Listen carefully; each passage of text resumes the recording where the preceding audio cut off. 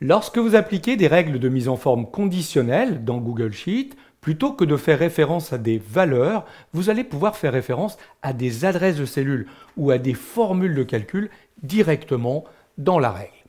Prenons un exemple.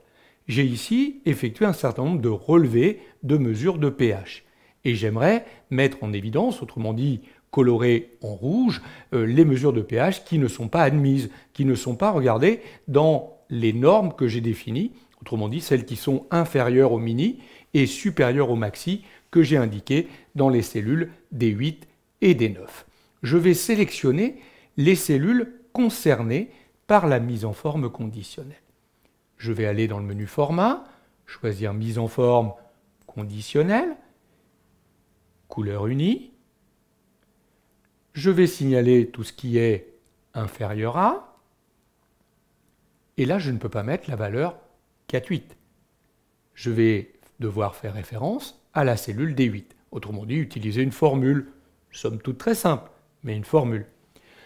Je vais donc mettre mon égal, mais attention, dans Google Sheet, quand on crée un format conditionnel, on ne peut pas faire référence aux cellules en cliquant dedans.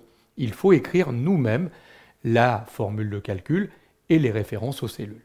Je vais donc devoir lui dire ici que ça doit être inférieur à D8, et comme je vais toujours chercher cette cellule D8 dans une formule de calcul, je vais devoir utiliser de l'adressage absolu, $D, $8.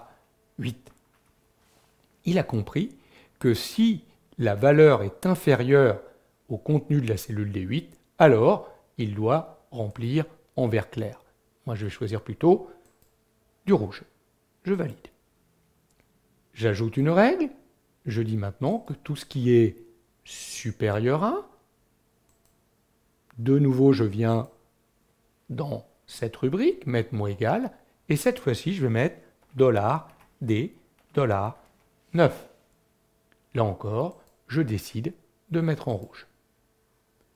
Vous voyez que automatiquement, toutes les mesures qui ne sont pas dans les normes, autrement dit inférieures à 4,8 ou supérieures à 8,7, ont été mises en évidence.